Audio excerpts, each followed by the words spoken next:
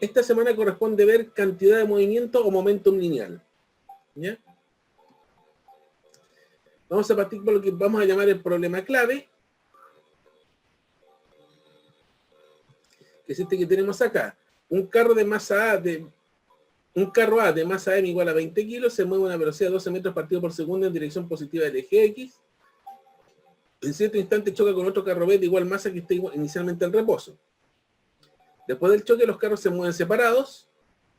Durante el choque de 0 a 0,7 segundos, el carro A ejerce sobre el carro B una fuerza cuya componente F sub X varía con el tiempo según el gráfico y se considera despreciable el roce. Entonces las preguntas son: calcule la velocidad del centro de masa del sistema formado por los carros antes del choque y después del choque. B, calcule el vector impulso ejercido por el carro A sobre el carro B durante el intervalo del choque. C, calcule la velocidad con la que se mueve el carro B después del choque. Y D, analice la conservación de la energía mecánica del sistema durante el choque. Este es el problema que vamos a resolver al final de esta clase. Pero antes vamos a hacer una revisión de una serie de conceptos. ¿Ok? Primero, vamos a ver lo que es el momento lineal, que también es lo que se llama la cantidad de movimiento lineal o ímpetu lineal. Definición básica: considera un cuerpo de masa m que se mueve con velocidad v. Se define el momentum, cantidad de movimiento o ímpetu lineal con el vector p, que es igual a la masa por la velocidad. ¿Ok? A los que vayan entrando les recuerdo que tienen que escribir su nombre de asistencia.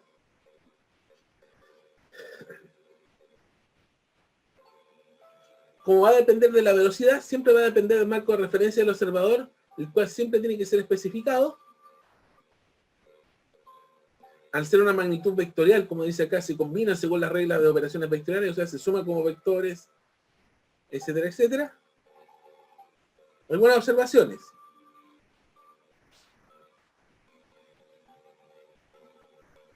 De que a velocidades iguales, el cuerpo con mayor masa va a tener mayor momentum. Aquí tenemos dos cuerpos. Este me parece que es un patín y este es un camión. Si los dos cuerpos tienen igual velocidad, obviamente el camión tiene mayor momentum porque tiene mayor masa, y un cuerpo en reposo, por mucha masa que tenga, va a tener momentum cero porque está en reposo, por lo tanto su velocidad es cero. Ahora, a partir del concepto de momentum lineal podemos reformular el segundo principio de Newton. ¿Cómo vamos a reformular esto? El cambio del momento lineal de un cuerpo puede explicarse por cambio de masa, cambio de velocidad o de ambos a la vez. A nosotros nos va a interesar en particular el caso en que cambia la velocidad y la masa se mantiene constante. Entonces, si cambia el momento lineal y la masa permanece constante, entonces necesariamente hay cambio de velocidad. Por lo que el cuerpo tiene una aceleración neta, por lo tanto va a existir una fuerza neta sobre el cuerpo que produce tal aceleración. Entonces, a partir de eso uno puede ver cómo relacionar el momento lineal con la fuerza neta.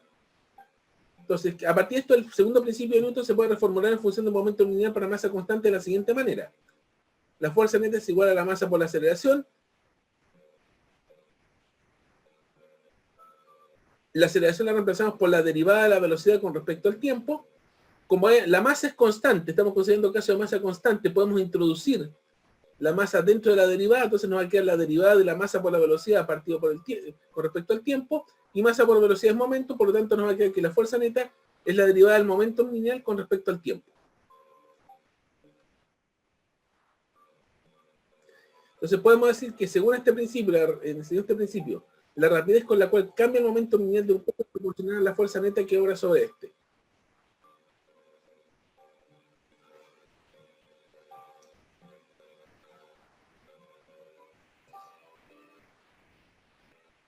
La rapidez de cambio de un momento lineal es la derivada.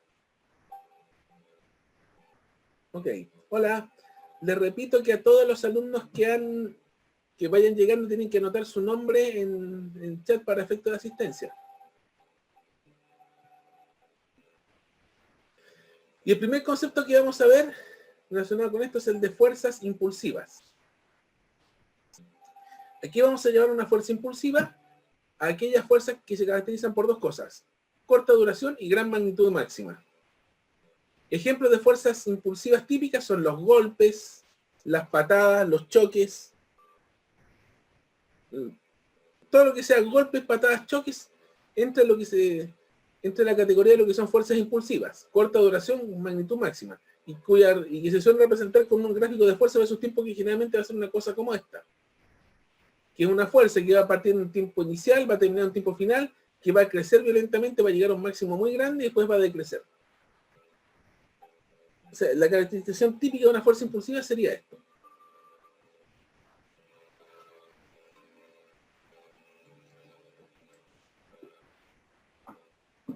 Y a partir de esto definimos el concepto de impulso. En general, toda fuerza impulsiva tiene asociado un impulso. Si tenemos esta fuerza impulsiva, donde f de t es la función temporal de la fuerza impulsiva, y vamos a definir f tongo como la dirección de aplicación de la fuerza impulsiva, vamos a definir el impulso como un vector j tongo, que va a ser igual a j por la dirección de la fuerza impulsiva, donde j, de esa constante j, va a ser el área bajo la curva del gráfico f versus t de la fuerza impulsiva, que sería esta área bajo la curva, que en términos matemáticos se traduce en una integral. Nosotros vamos a trabajar el problema en función de área bajo la curva. Estoy mostrando aquí la definición general de la integral, pero no lo vamos a hacer integral, obviamente. Vamos a trabajar con área bajo la curva que nosotros sabemos en los diferentes problemas. Un concepto aledaño que suele ser útil es decir de que es el de definir una fuerza impulsiva media. ¿En qué consiste esto? Para efecto de análisis, toda función de fuerza impulsiva f de t es equivalente a una fuerza impulsiva media aplicada durante todo el intervalo de duración de la fuerza. Es decir, podemos esto de acá hacerlo equivaler a una fuerza impulsiva media constante y estar en todo el intervalo. Que es un equivalente para efecto de análisis nomás. Esa fuerza impulsiva media es tal que su producto por delta t es igual al impulso de f de t. O sea, podemos definir ese impulso como la fuerza media impulsiva por delta t.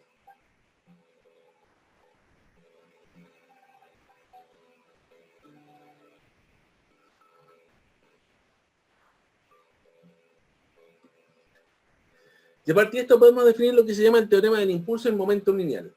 Vamos a considerar lo siguiente. Tenemos un cuerpo de masa m que se aplica una fuerza impulsiva f de t x tongo entre los instantes t1 y t2. Ya tenemos de que en el instante 1 la velocidad del cuerpo va a ser v1, por lo tanto el vector momentum lineal aquí va a ser p1, que va a ser m por v1 al inicio. Al final, después del impulso, la velocidad del cuerpo al instante 2 va a ser v2, y el momento lineal, por lo tanto, va a ser la masa por p2. El p2. Del segundo principio de Newton vimos que la fuerza es igual a la derivada del momentum con respecto al tiempo. Hacemos un despeje. Se plantea una integral acá. Y llegamos a lo siguiente. Fíjense acá. Llegamos a la definición. La integral de este 1 a t2 de f por dt. Y llegamos a la integral de p1 a p2 de la derivada del momentum. Entonces aquí vamos a tener p2 menos p1. Y esto de acá corresponde exactamente al impulso. Por lo tanto, llegamos a la siguiente expresión de que el impulso va a ser igual al cambio del momentum lineal. Y llegamos a la siguiente expresión, de que el cambio del momento lineal de un cuerpo durante un intervalo de tiempo es igual al impulso de la fuerza neta durante ese intervalo. O sea, cuando nosotros impulsamos un cuerpo, lo que hacemos es cambiar su momento lineal y podemos relacionar directamente el impulso con ese cambio. ¿Ya? Algunos ejemplos. Rebote en una dimensión con una pared. Consideremos el caso en que la rapidez de la bola de masa m antes del rebote va a ser igual a la rapidez después del rebote. Fíjense acá. Antes del rebote, después del rebote. Entonces, el momentum antes del rebote va a ser P1 menos m por b x tongo.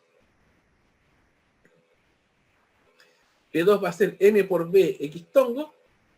Por lo tanto, el cambio de momentum va a ser P2 menos P1, que al final nos va a dar este vector largo que va a ser 2m por b x tongo, y eso va a ser igual al impulso que la pared le aplica a la bola, que sería la fuerza neta aplicada por la fuerza media aplicada por la pared por el delta T.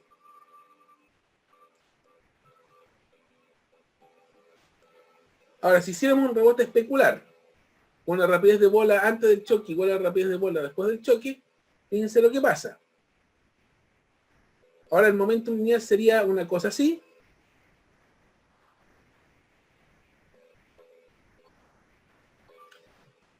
Tenemos el momentum antes, que sería m por b. Utilizamos la descomposición, sería menos coseno más seno.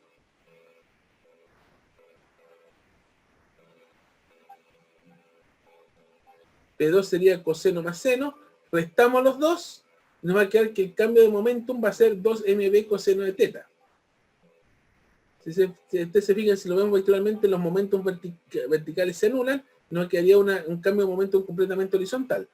Y el momentum, y el impulso que sería igual al cambio de momentum, sería este. 2 por m por b por coseno de teta por x tongo.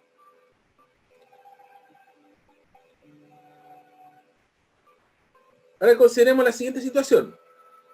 El choque de un vehículo. Consideremos un vehículo de masa m que viaja con rapidez v en dirección a un obstáculo.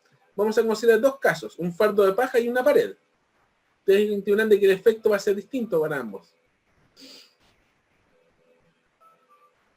Durante el choque, el obstáculo, ya sea el fardo de paja o la pared, le aplicará una fuerza impulsiva de magnitud media F, logrando detener el vehículo al cabo de un tiempo delta T.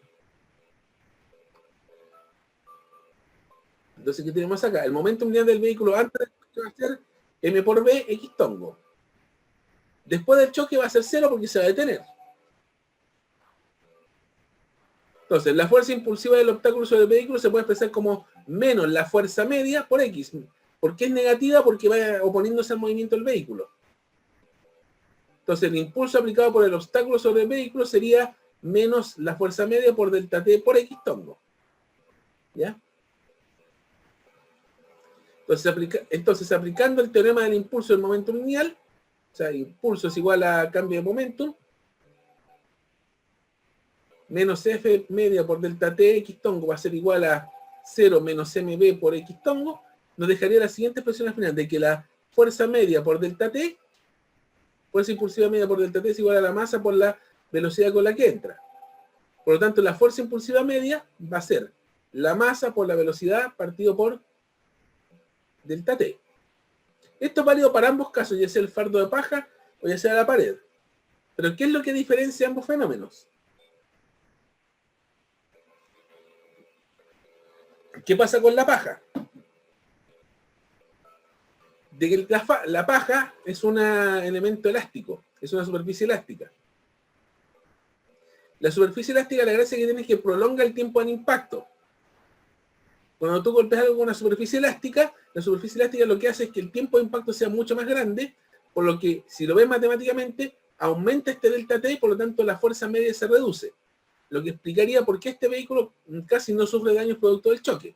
O sea, una superficie de choque elástica aumenta el delta t, disminuye la fuerza media, por lo tanto disminuye los daños. Ahora, ustedes se imaginarán qué va a pasar en este caso. La pared de concreto. Si chocamos con una superficie rígida como una pared, se reduce el tiempo de impacto. Una pared proporciona un tiempo de impacto muy pequeño. Y si el tiempo de impacto es muy pequeño, esta fuerza media aumenta. Y si la fuerza media es muy grande, pasa esto. Nos queda un vehículo dañado, aplastado como acordeón.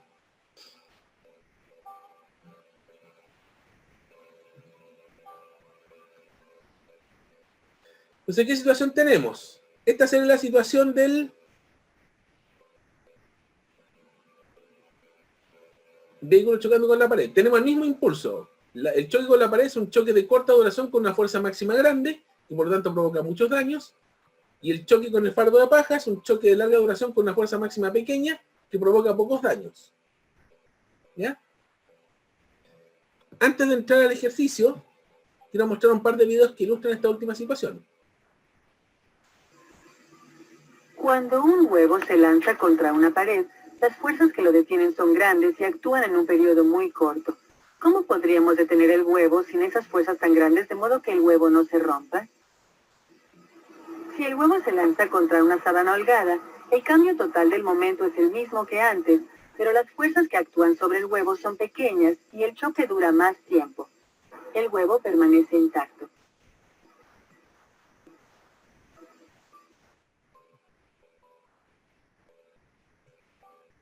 Voy a mostrarlo de nuevo. Cuando un huevo se lanza contra una pared, las fuerzas que lo detienen son grandes y actúan en un periodo muy corto. ¿Cómo podríamos detener el huevo sin esas fuerzas tan grandes de modo que el huevo no se rompa? Si el huevo se lanza contra una sábana holgada, el cambio total del momento es el mismo que antes, pero las fuerzas que actúan sobre el huevo son pequeñas y el choque dura más tiempo. El huevo permanece intacto. Aquí otro ejemplo de lo mismo. Este martinete tiene una pesa que se puede dejar caer para romper un pedazo de plástico.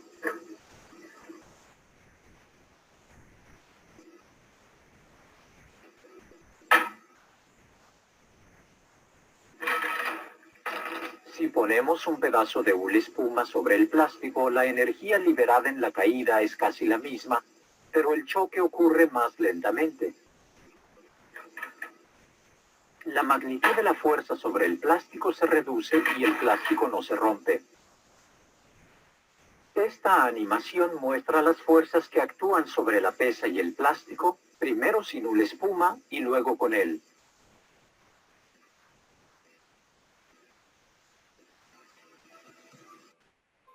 Vamos a repetirlo de nuevo.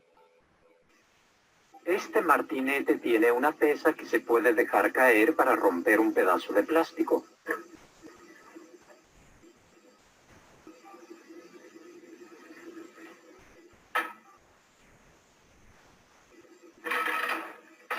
Si ponemos un pedazo de hule espuma sobre el plástico, la energía liberada en la caída es casi la misma, pero el choque ocurre más lentamente. La magnitud de la fuerza sobre el plástico se reduce y el plástico no se rompe.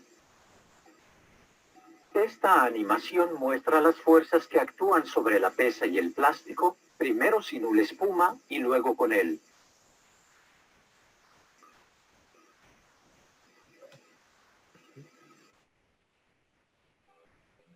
Ahora vamos a hacer un pequeño ejercicio para refrendar este tema, que es el siguiente. De la pelota de béisbol, aquí voy a mostrar el enunciado y ahora voy a ir a la pizarra, donde está este mismo ejercicio. Dice,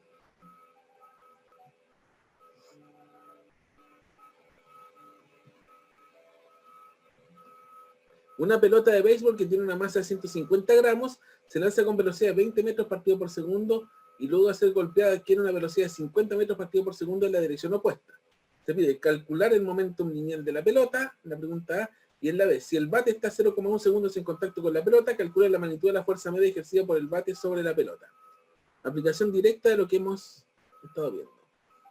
Entonces voy a dibujar mi pelota de béisbol.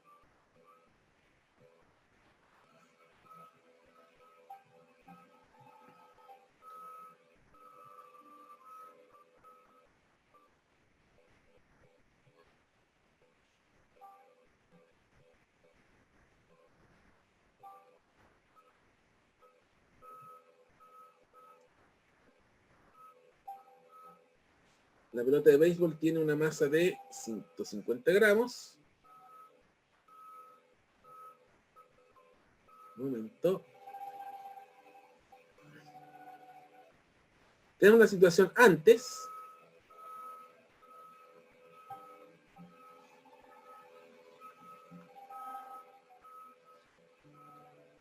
Esto sería 20 metros partido por segundo. Después golpea el bate y sale con una velocidad de 50 metros partido por segundo. Esta sería B1 y esta sería B2. Esto sería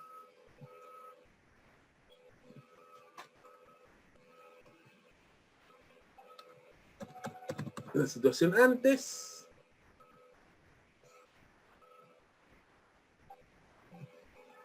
y esto sería la situación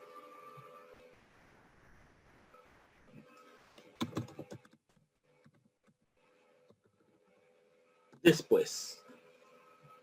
Entonces podemos calcular el momento lineal. Vamos a suponer, eso sí, como referencia, que la dirección X está por acá.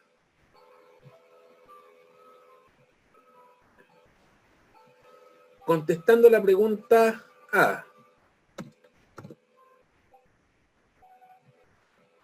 El momentum antes sería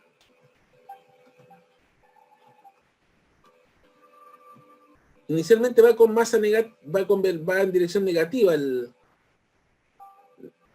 la velocidad, por tanto sería menos la masa por V1 y tongo, que sería menos 0,15 kilogramos por la velocidad, que sería 20 metros partido por segundo. Y tongo, 20 por punto 15, sería 3. Entonces nos daría un momento inicial de menos 3 y tongo kilogramos por metro partido por segundo. Ese sería el momento inicial. El momento final sería positivo, dirección positiva, masa por V2. Nos quedaría 0,15 kilogramos por 50 metros partido por segundo por y tongo.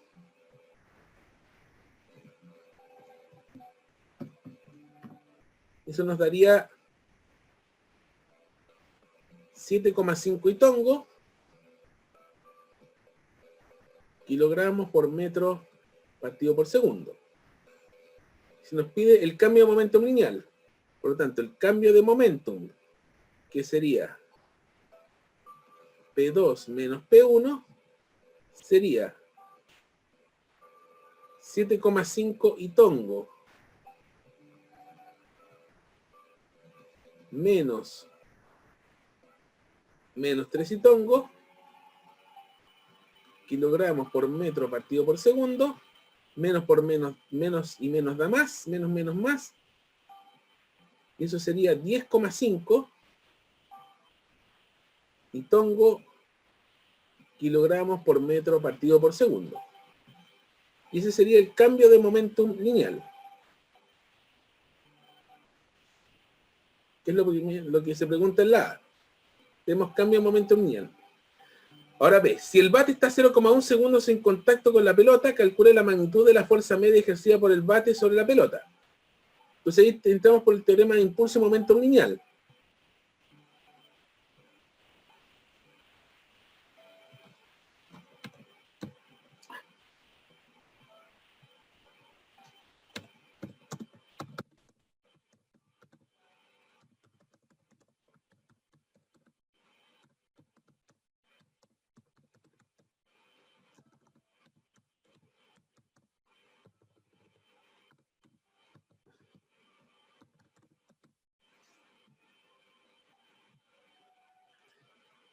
Entonces vamos a tener de que el impulso va a ser igual al cambio de momentum.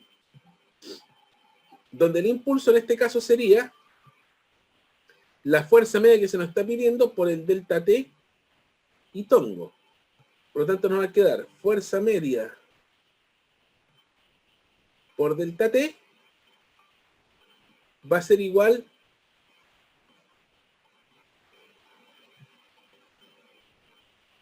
a este delta P acá, que sería los 10,5. Entonces de aquí se puede despejar de que la fuerza media sería el cambio de momentum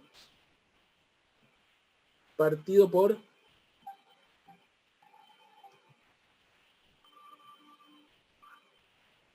delta T.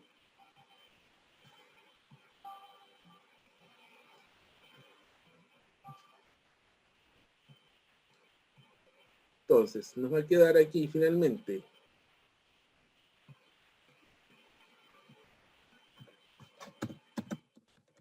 que evaluando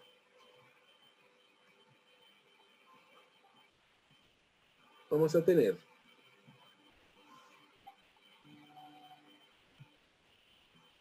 10,5 kilogramos por metro partido en segundo, dividido en, fíjate que es 0,1 segundo, kilogramos metros partido por segundo, queda kilogramos metro segundo al cuadrado, que es Newton, y 10,5 dividido en 0,1 va a ser 105 newtons. Y ese sería el resultado final.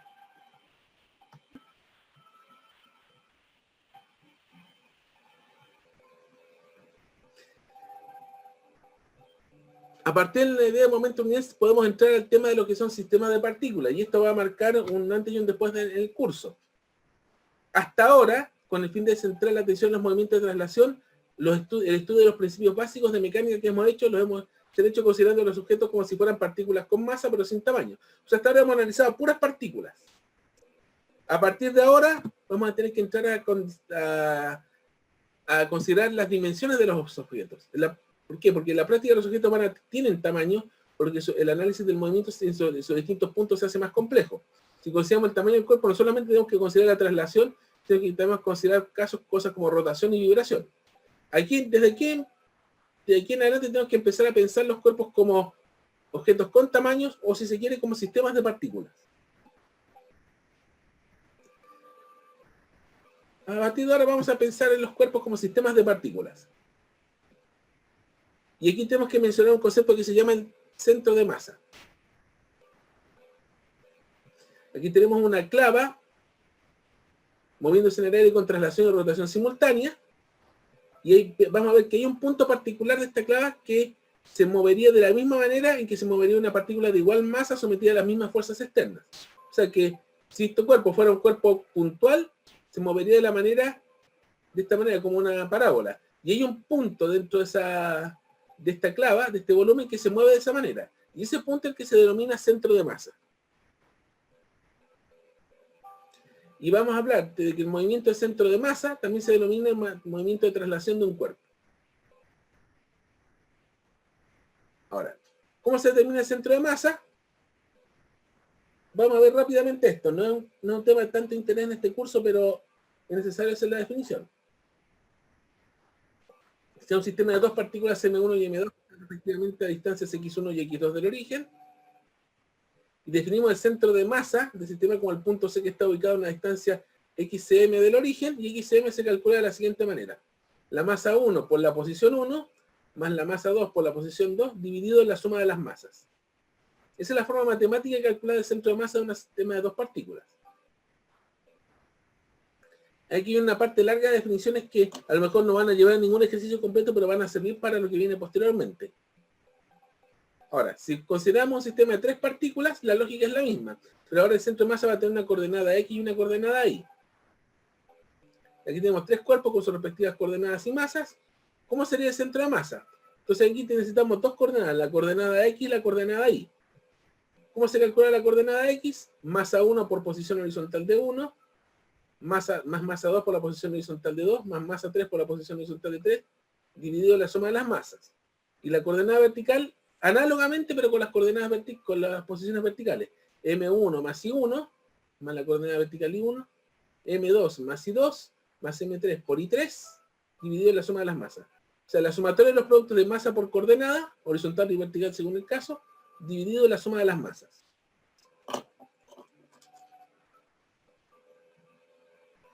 Ahora, para n partículas pertenecientes al plano, podemos generalizar toda esta idea anterior y nos quedaría lo siguiente. De que la posición horizontal del centro de masa sería la sumatoria de los productos de cada masa por cada coordenada horizontal, dividido por la sumatoria total de masa, donde M mayúscula es la suma total de las masas. Y para la coordenada Y del centro de masa sería 1 partido en la masa total por la sumatoria de los productos de cada una de las masas individuales por cada una de las posiciones verticales individuales.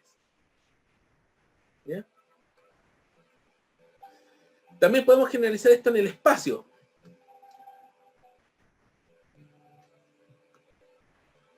Si quisiéramos hacerlo en el espacio, tendríamos las mismas expresiones para X e Y, y en Z sería la misma lógica, en el eje Z.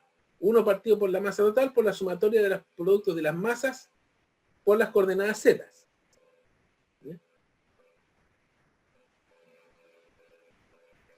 Ahora, si se define el vector posición de cada partícula como una coordenada x sub n, y sub n, z sub n, el vector de posición de centro de masa, como x centro de masa más y centro de masa más z centro de masa y jk respectivamente,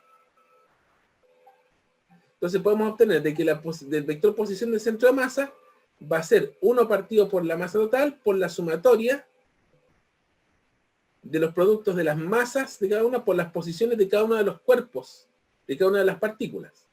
La masa de cada partícula por la posición de cada partícula.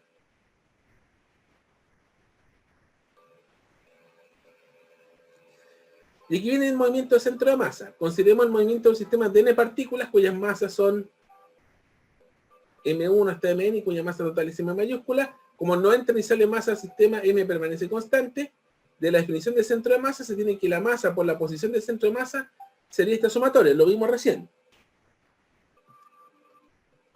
Si derivamos la ecuación anterior, la masa permanece constante, por lo tanto el único efecto es que se derivan las posiciones. Tenemos la derivada de posición con respecto al tiempo, que es velocidad. Nos va a quedar masa por la velocidad de centro de masa va a ser igual a la masa 1 por la velocidad 1, masa 2 por la velocidad 2, hasta la masa enésima por la velocidad enésima. Pero aquí tenemos que masa por velocidad es momentum. Entonces llegamos a la siguiente, de que el momentum lineal del centro de masa va a ser igual a la suma de los momentums de cada una de todas las partículas. O sea, el momento lineal del centro de masa del sistema de partículas, que sería el momentum del sistema de partículas, sería la suma de los momentums de todas las partículas. ¿Ya? Para esto es que necesitamos la idea de centro de masa. A su vez, si derivamos esto, nos van a quedar derivadas de velocidad con respecto al tiempo, que son aceleraciones. Se llega a lo siguiente. Masa por la aceleración del centro de masa va a ser masa 1 por aceleración 1 más masa 2 por aceleración 2. Y cada una de estas masas por aceleración son fuerzas. Son las fuerzas netas aplicadas sobre cada una de las partículas. O sea, la masa por la aceleración del centro de masa es la fuerza neta, es la sumatoria de las fuerzas netas sobre cada partícula. Y al respecto aquí en un poco más profundo, consideremos este sistema de 3 partículas. Y aquí se muestran todas las fuerzas aplicadas sobre las partículas que conforman un sistema. Y tenemos que estas fuerzas se pueden clasificar en fuerzas internas, o sea, fuerzas aplicadas por otras partículas pertenecientes al sistema. Por ejemplo, esta M3 tiene una fuerza aplicada por la partícula 1, otra fuerza aplicada por la partícula 2, y además existen fuerzas externas aplicadas por agentes externos, como se ve acá. Por ejemplo, estos dos cuerpos se aplican fuerzas entre sí y cada uno tiene fuerzas aplicadas por objetos externos al sistema. El M3 tiene una fuerza de la 1, una fuerza de la 2 y la fuerza externa. Aquí el M2, una de la 1, una de la 3 y una fuerza externa. Y el M1, una de la 3, otra de la 2 y una fuerza externa. Entonces podemos aquí obtener las sumas totales de las fuerzas. Por ejemplo, la fuerza 1 es la fuerza de 2 sobre 1, más la fuerza 3 sobre 1, más la fuerza externa, y así con la 2 y la 3. Pero hay un detalle. Por el tercer principio de Newton, por el principio de acción y reacción, la fuerza de la 2 sobre 1 es menos la fuerza de la 1 sobre 2. Por acción y reacción. La 2 sobre 3 es menos la 3 sobre 2, y la 3 sobre 1 es menos la 1 sobre 3. Y eso va a tener un efecto. Porque si sumamos estas tres para obtener la fuerza neta total sobre el sistema, fíjense lo que va a pasar. Todas las fuerzas internas se van a cancelar.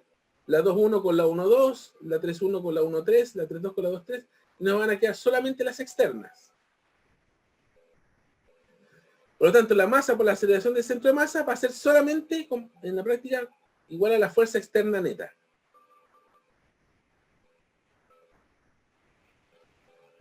Solamente la fuerza externa va a provocar cambio de aceleración del centro de masa del sistema.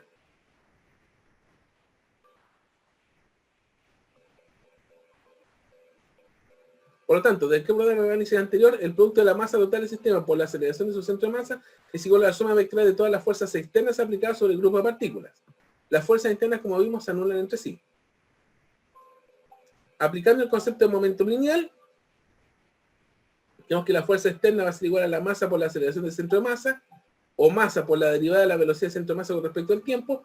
Estamos de nuevo suponiendo, manteniendo la idea de que la masa es constante, por lo tanto entra aquí a la integral, a la derivada, y nos va a quedar la derivada del momento del centro de masa con respecto al tiempo. Es decir, llegamos a la conclusión de que la fuerza neta externa sobre un sistema de partículas va a ser igual a la primera derivada con respecto al tiempo del momentum lineal del sistema. Esto sería la reformulación de la segunda ley de Newton para un sistema de partículas.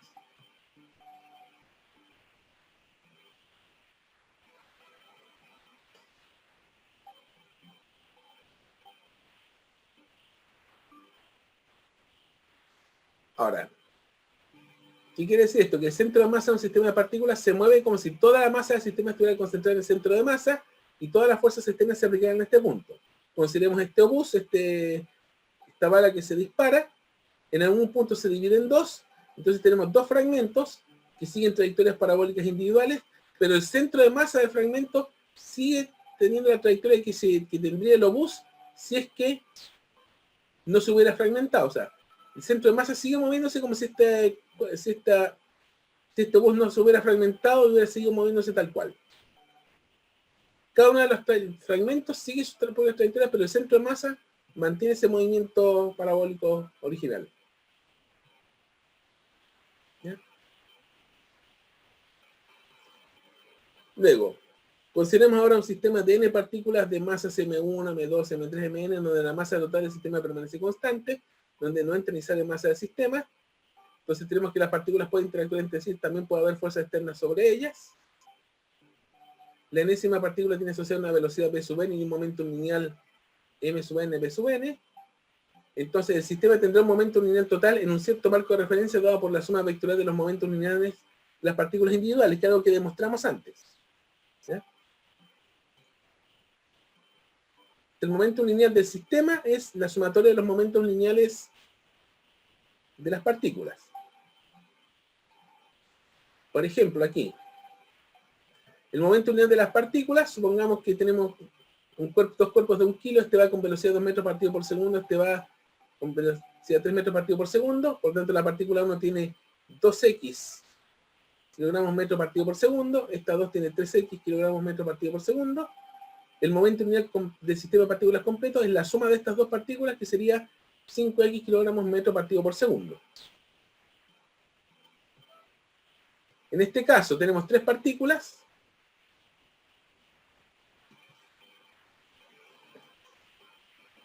Esta es de masa 1 kilo, esta de 5 metros partido por segundo, esta de 8 metros partido por segundo y esta va a 4 metros partido por segundo. Entonces, la partícula 1 tiene 5x tongos, va en dirección positiva del eje X, el momento lineal. El momento lineal de la segunda es menos 8x tongos, porque va en sentido negativo del X. Y esta otra, la 3, va a tener 4 tongos kilogramos metro partido por segundo, momento lineal, porque va en dirección más y. Entonces tenemos que sumar vectorialmente estas tres, y el momento total lineal total del sistema de partículas sería sumar estos tres momentos, y nos quedaría un momentum que sería menos 3x tongo más 4y tongo. 4y tongo. Este sería el vector momentum lineal total de este sistema de partículas.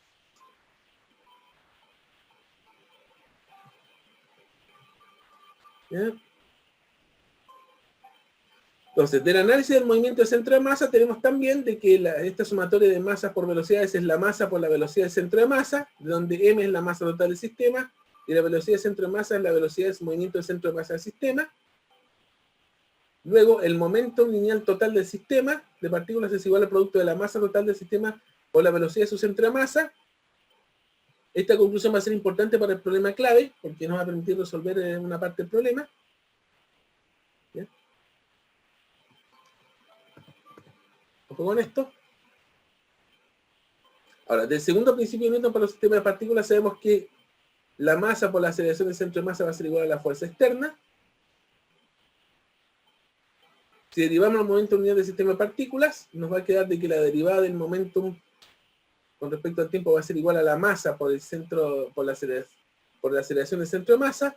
Por lo tanto, llegamos a la conclusión de que el cambio de momentum del sistema con respecto al tiempo va a ser la fuerza externa.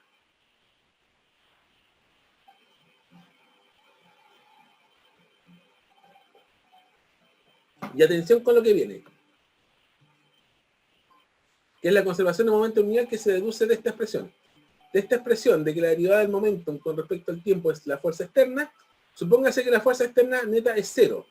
Si la fuerza neta es cero, la derivada del momentum con respecto al tiempo va a ser cero. Por lo tanto, lo que hace, eso solo puede llevar a la conclusión de que el momentum lineal del sistema es constante. Y esto nos da origen al principio de conservación del momentum lineal. Cuando la fuerza externa resultante que obra sobre un sistema de partículas es cero, el momentum lineal total del mismo permanece constante. Este resultado es fundamental para lo que es análisis de choque, para todo ese tipo de cosas. Este resultado es importante. ¿Qué significa esto? De que puede ser, consideremos este sistema de dos bolas que chocan, de que producto de un choque puede ser que haya un cambio de momento lineal en cada una de las partículas entre antes y después del choque. O sea, la bola blanca va a cambiar su momento lineal y la bola 8 va a cambiar su momento lineal. Pero si consideramos el sistema como un conjunto, si la fuerza neta externa es cero, el momento lineal del sistema en conjunto va a permanecer constante.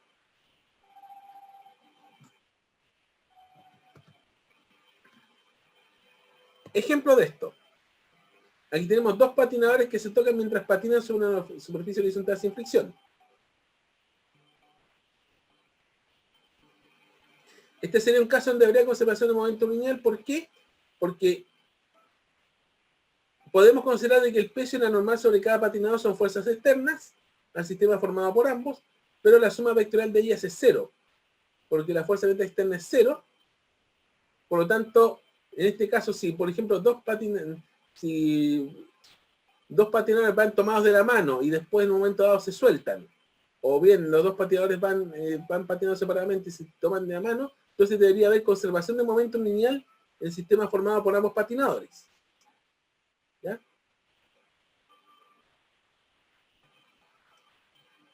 Otra situación de ejemplo. Tenemos una barra de dinamita que se mueve con momentum lineal P1, que explota y se divide en dos pedazos que se mueven con momentos lineales P2A y P2B. Como la fuerza de la explosión externa del sistema formada por la barra de dinamita, se va a conservar el momento lineal, por lo tanto, este vector P1 va a ser igual a la suma vectorial de estos dos vectores. Para este caso. Porque la explosión se considera interna.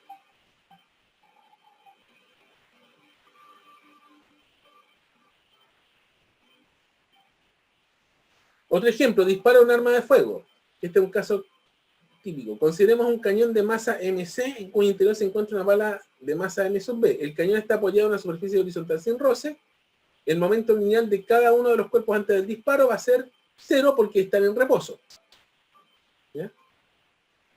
Entonces el momento lineal del sistema formado por la bala y el cañón antes del disparo va a ser cero. Ahora, ¿qué pasa si se dispara? La fuerza de disparo del cañón se considera interna. Tenemos el clásico efecto de retroceso. La bala sale disparada hacia adelante con rapidez B sub B, mientras que el cañón retrocede con rapidez B sub C. Entonces el momento lineal de cada uno de los cuerpos después del disparo va a ser, para la bala sería la masa B por la velocidad de B, y la del cañón va a ser menos la masa C por la velocidad C en dirección X tongo. ¿Ya? Entonces el momento lineal del sistema formado por la bala y el cañón va a ser MP por B sub B menos MC por B sub C X tongo. Entonces, por conservación del momento lineal del sistema formado por la bala y el cañón, vamos a tener esto, esta igualdad, se reemplaza y llegamos a que la velocidad del cañón va a ser la masa de la bala partido de la masa del cañón por la velocidad de la bala. Entonces aquí uno puede ver como la masa del cañón va a ser mucho mayor que la masa de la bala, entonces la velocidad del cañón va a ser mucho menor que la masa de la bala. Entonces aquí se representa claramente el efecto de retroceso que sufre un cañón al disparar una bala. Que es el mismo efecto de retroceso que uno siente cuando tiene un rifle y dispara. Ahora vamos a entrar a lo que es desarrollo de paso de modelos de momento lineal, que es primero una representación pictórica estableciendo un antes y un después, una representación vectorial del momento, planteamiento de la conservación del momento, representación de gráficos de energía y planteamiento de la conservación de energía si corresponde. O sea que en esta parte del momento lineal eventualmente se pueden preguntar cosas de consideraciones de conservación de energía. Consideremos dos carritos, como los del laboratorio, que tienen muy poca fricción con la superficie. El primero de ellos tiene una masa de 0,5 kilos y tiene una velocidad de 4 metros partido por segundo en dirección a otro carro B de 1 kilo que está detenido sobre el riel. Después de la colisión, el primer carrito tiene una velocidad en dirección contraria de magnitud 1 metro partido por segundo. Se pide calcular la velocidad del carro B después del choque, en la pregunta A, y en la B, analizar si se conserva la energía mecánica en el sistema del choque.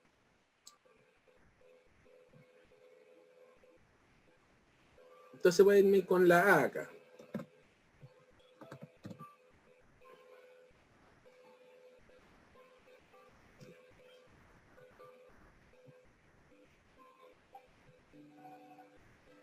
Entonces, antes de la colisión,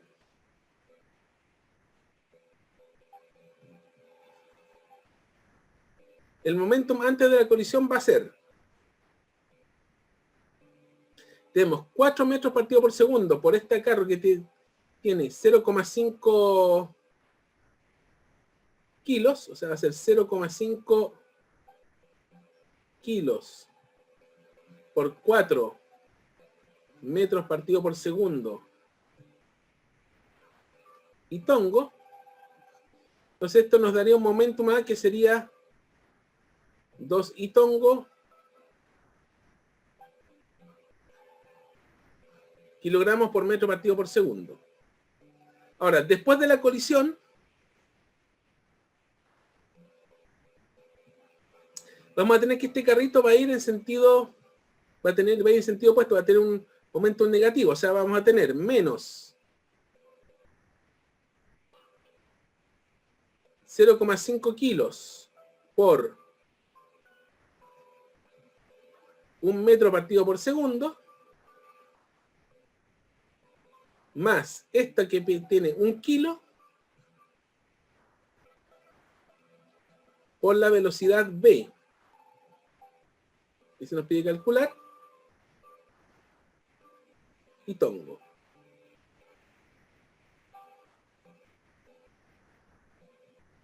Entonces, ¿qué es lo que va a ocurrir? De que en este caso, en estos choques,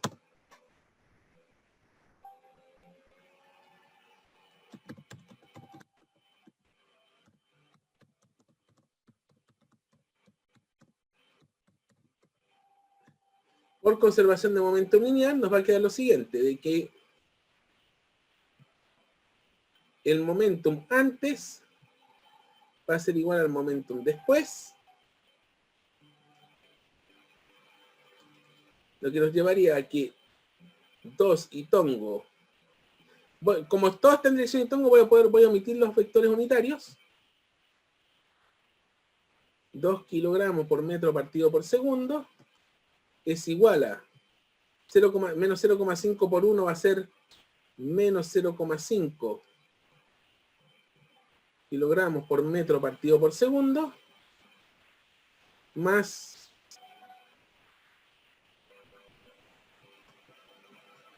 1 kilogramo por la velocidad B.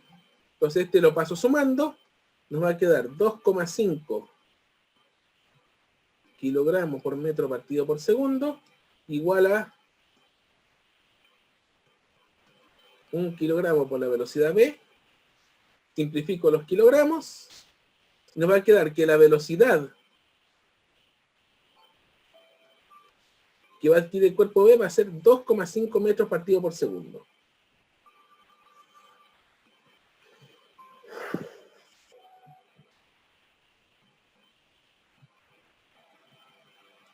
Y con eso tendremos calculada la velocidad en el punto A. La velocidad del cuerpo de 1 kilo después de la colisión.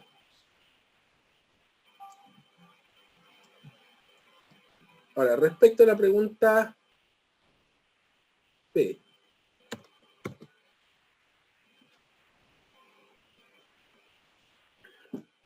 Analizar si se conserva la energía mecánica del sistema o no.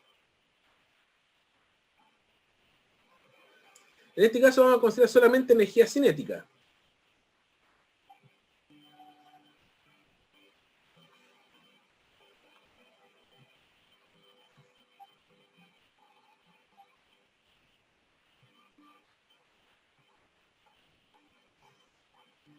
Entonces, antes, vamos a ver los casos de antes y después. Antes vamos a tener que bloque A, bloque B. El bloque A va a tener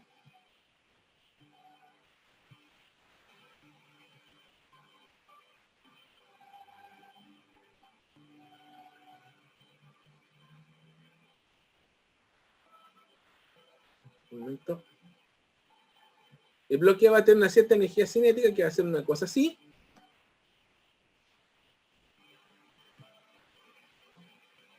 Y después va a tener un poco menos de energía cinética. El B, por otra parte, va a tener energía cinética, pero va a ser un poco menos todavía. Lo que pretendo mostrar es que no van a, de que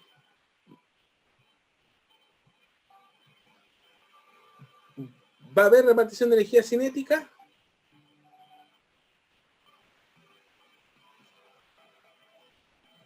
cinéticas, y estas también son cinéticas,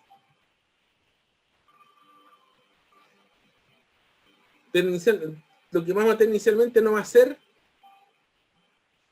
mucho menor que vamos a tener al final. Entonces, la cinética de A antes va a ser un medio por la masa inicial de A, que es 0,5 kilos,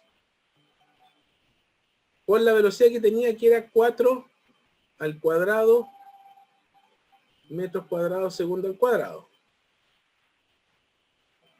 Entonces esto me va a quedar 0,5 es un cuarto, entonces me va a quedar un cuarto por 4 al cuadrado. 16 dividido en 4 nos va a quedar 4 joules. O sea, antes había 4 joules de energía cinética en el sistema. Después, tenemos la energía del A después, va a ser un medio por 0,5 kilos por la velocidad, que es 1 al cuadrado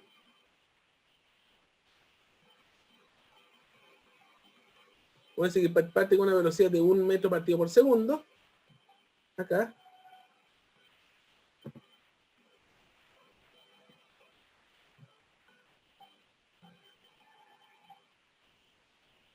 Entonces nos va a quedar un cuarto por 1, esto es un cuarto. Esto sería 0,25 joules. Y el KB después sería un medio de 1 kilo por la velocidad que alcanza, que es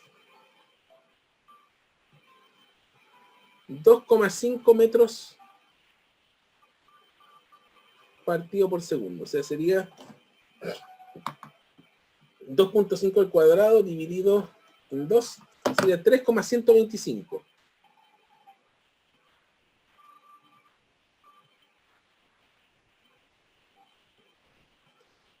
Entonces, la sumatoria total de eso sería 3,375. O sea, inicialmente teníamos 4 joules y aquí teníamos 3,375, por lo tanto, aquí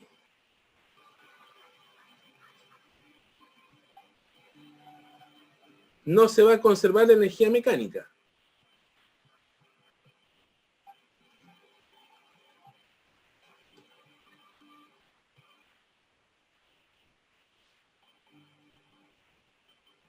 Entonces aquí tendría que reformar un poquitín los dibujos para hacerlo un poco más coherentes. Porque en estricto rigor esto tendría que ser, voy a tener esto un poquitín más arriba.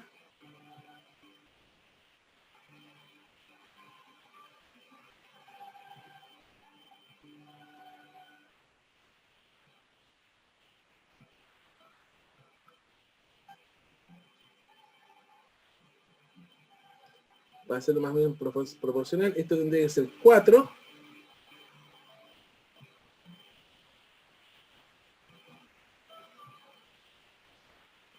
Esto tendría que reducirse a un cuarto, o sea, ni siquiera a un cuarto de un cuadro, o sea, la energía mecánica de este tendría, por cinética tendría que ser esto aquí, y este otro tendría que llegar a un poquito más arriba de 3, más o menos por acá.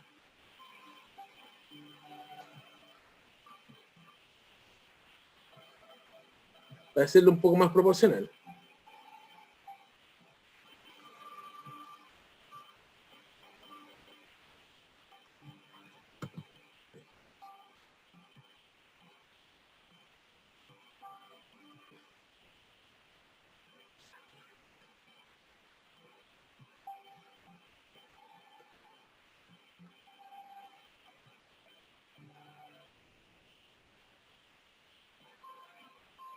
También podemos llevar esta lógica a 2 dimensiones. En general, la conservación de cantidad de movimiento usada en colisiones unidimensionales sigue siendo válida para colisiones en 2 dimensiones.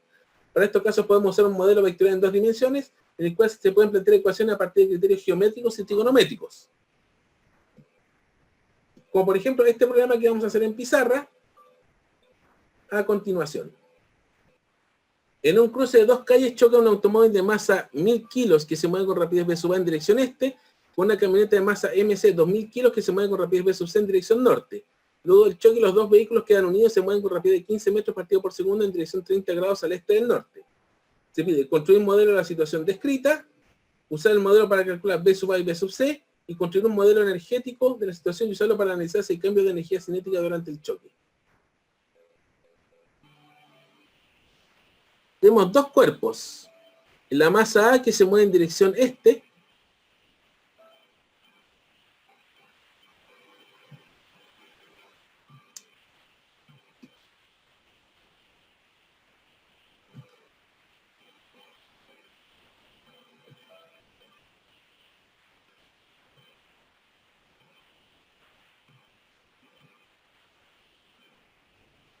tenemos aquí que este es el A, este va a ser el B,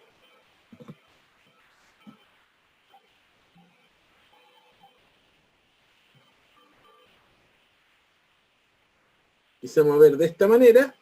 Este masa B se va a mover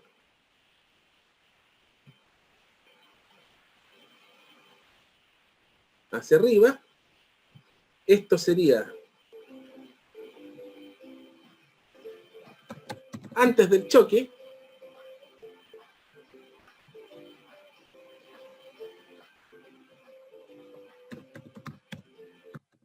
Y después del choque sería una cosa así.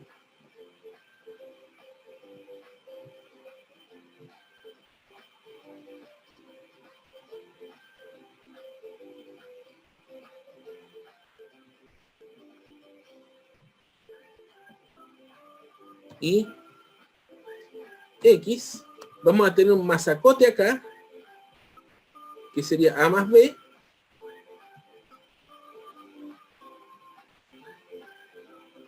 que se va a mover hacia allá, y dice que se mueve con un ángulo de 30 grados al este del norte.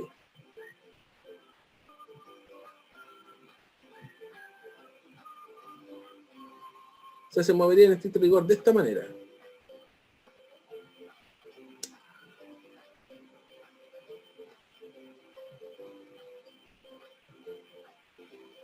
Que sería A más B.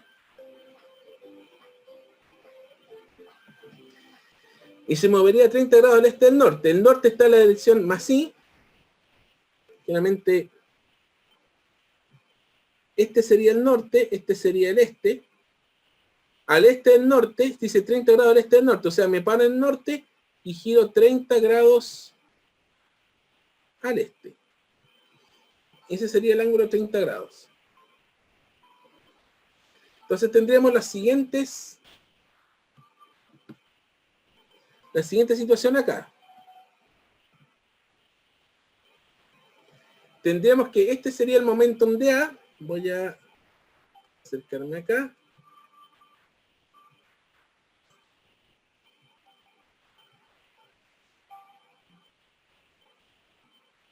Este sería el momentum de A, este sería el momentum de B, que lo voy a...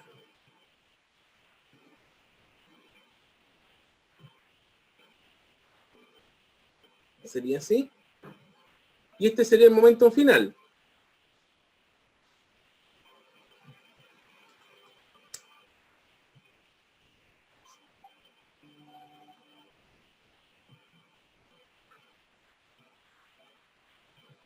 Y lo que va a ocurrir vectorialmente es que como se conserva el momentum en el choque, va a pasar lo siguiente. De que el momentum de A más el momentum de B va a ser igual al momentum final. Y esto vectorialmente se puede traducir de la siguiente manera.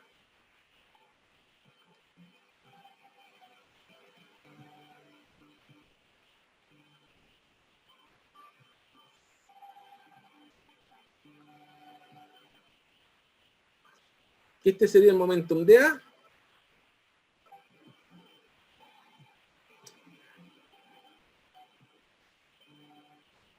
Después tenemos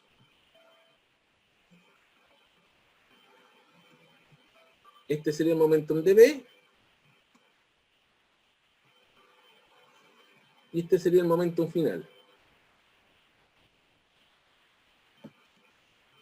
De hecho, aquí voy a tener que hacer algo más porque este de acá me quedó demasiado chico porque es coherente que sea una cosa así.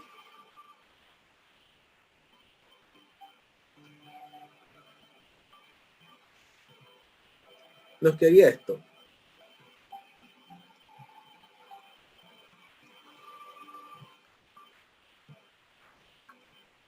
Momentum de A, momentum de B, momentum final.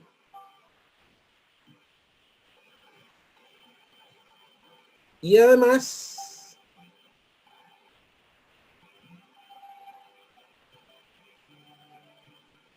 un momento, no sé, un momento, porque pues,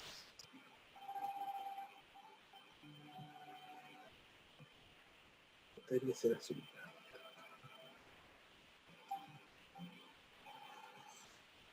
Es el momentum final.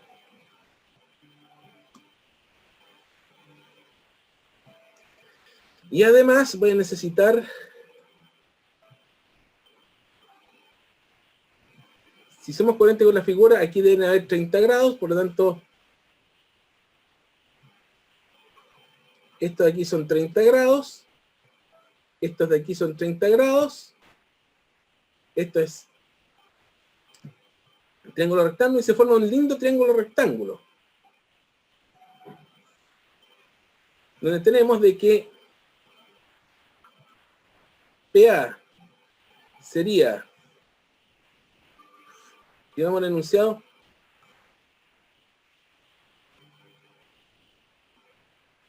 sería 1000 por BA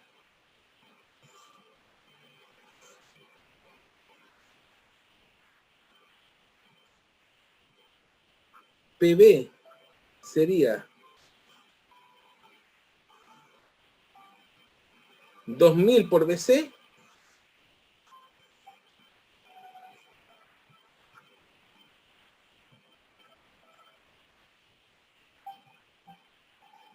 y el PAB, que sería siendo este, no es P final, es PAB,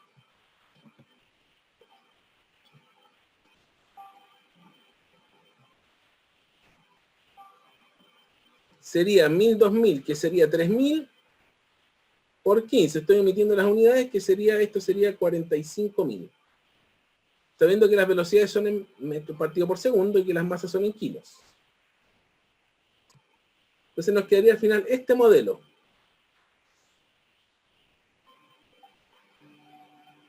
Este sería el modelo que nos quedaría. Y con este modelo, obtener las velocidades resulta fácil.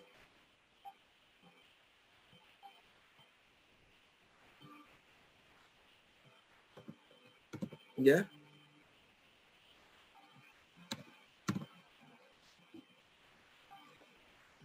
Porque podemos obtener seno de 30, podemos aplicar seno de 30 y coseno de 30 estamos al otro lado.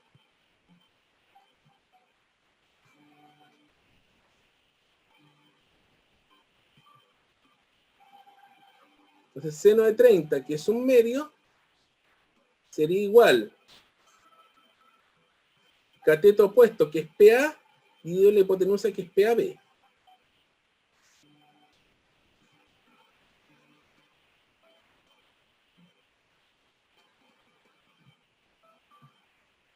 Que esto sería 1000 BA partido en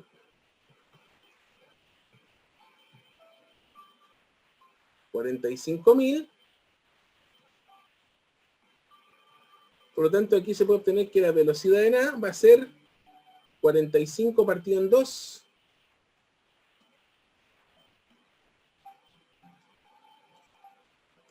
22,5 metros partido por segundo. Y similarmente, coseno de 30, que es raíz de 3 medios, sería igual al cateto adyacente, que en este caso sería el momentum en B por el momentum total.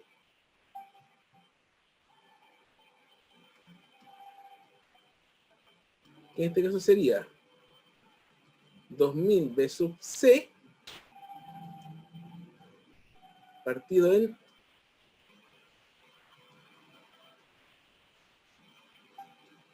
45.000.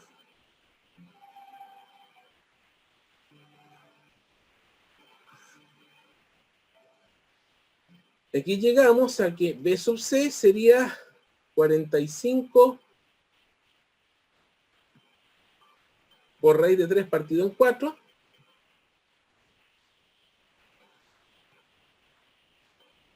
Metros partido por segundo.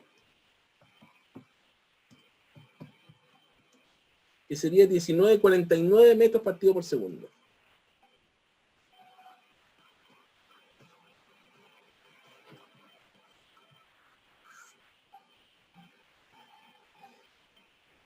Y C nos quedan los modelos de energía, que esto lo voy a hacer un poco resumido porque no alcanzo a hacer las barras. Porque me queda todavía el problema clave. Entonces, la cinética en A sería 1 medio por 1000 por la velocidad, que sería 22,5 al cuadrado joules. Esto nos daría 500 por 22,5 al cuadrado. Esto nos daría 253.125 joules. Eso sería la energía cinética del camión. El B sería 1 medio por 2000 por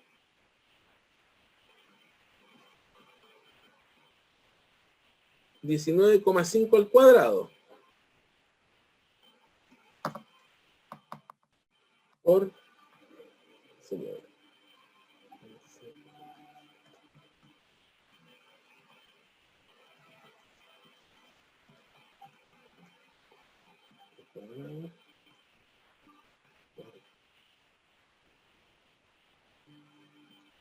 Está 379, 687,5.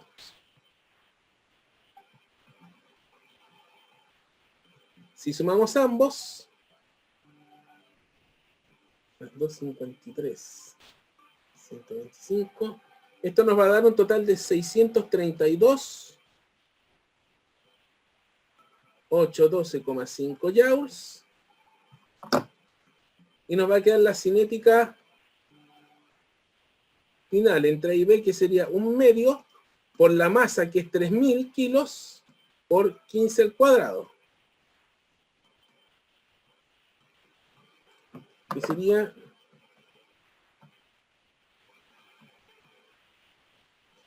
337.500. Ya. Entonces, inicialmente entre los dos cuerpos teníamos 632.812,5 y disminuimos en total al choque a 337.500. Por lo tanto, aquí lo que tenemos es que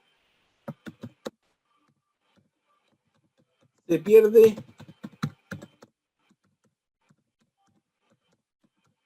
con el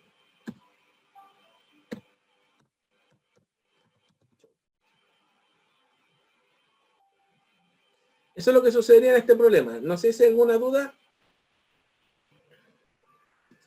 Y aquí llegamos al famoso problema clave.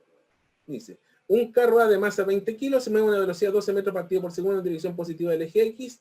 En cierto instante choque con otro carro B de igual masa que esté inicialmente en reposo. Después del choque, los carros se mueven separados. Durante el choque de 0 a 0,7 segundos, el carro A ejerce sobre el carro B una fuerza cuya componente Fx varía con el tiempo según el gráfico.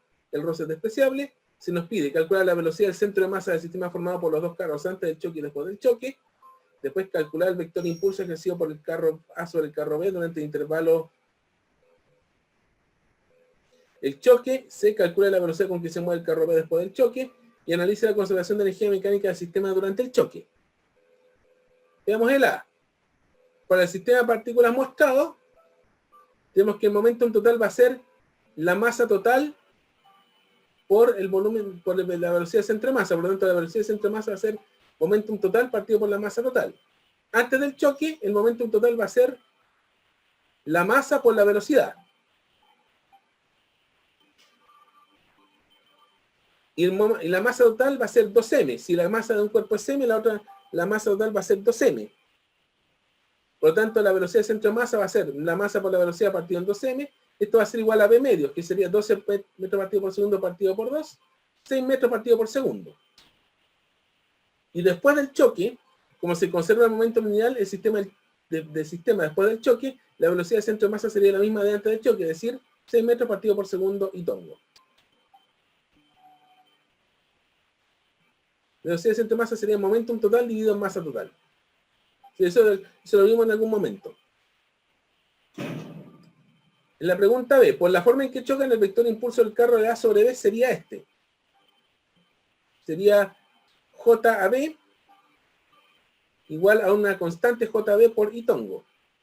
Entonces aquí tenemos el gráfico donde hay que calcular esta área bajo la curva, que es el área de un trapecio, que sería 0,7 más 0,2 por 400 newton partido en 2, y nos daría que el momentum va a ser, de que este impulso sería 180 newton por segundo, por lo tanto, el impulso va a ser 180 y tongo newton por segundo. Es simplemente calcular esta área bajo la curva. ¿Ya? En la pregunta C, por el teorema del impulso del momentum lineal para el cuerpo B, el impulso B sería igual al momentum final menos el momentum inicial.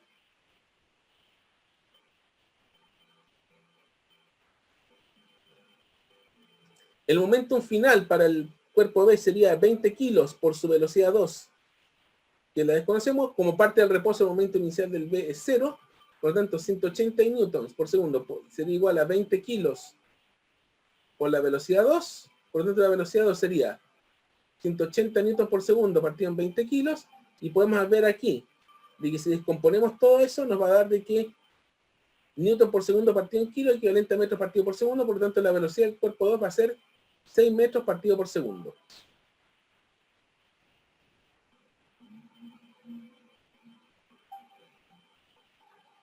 ¿Bien? Y se nos pide hacer análisis de energía, pero para poder hacer análisis de energía, tenemos que calcular la velocidad 1. Entonces aquí podemos hacer conservación del momento lineal del sistema formado por A y B, donde la masa por la velocidad inicial del cuerpo A va a ser igual a la masa por la velocidad final del cuerpo A, que es 1, más la masa por la velocidad inicial del cuerpo B, que la conocíamos de antes, que es 6.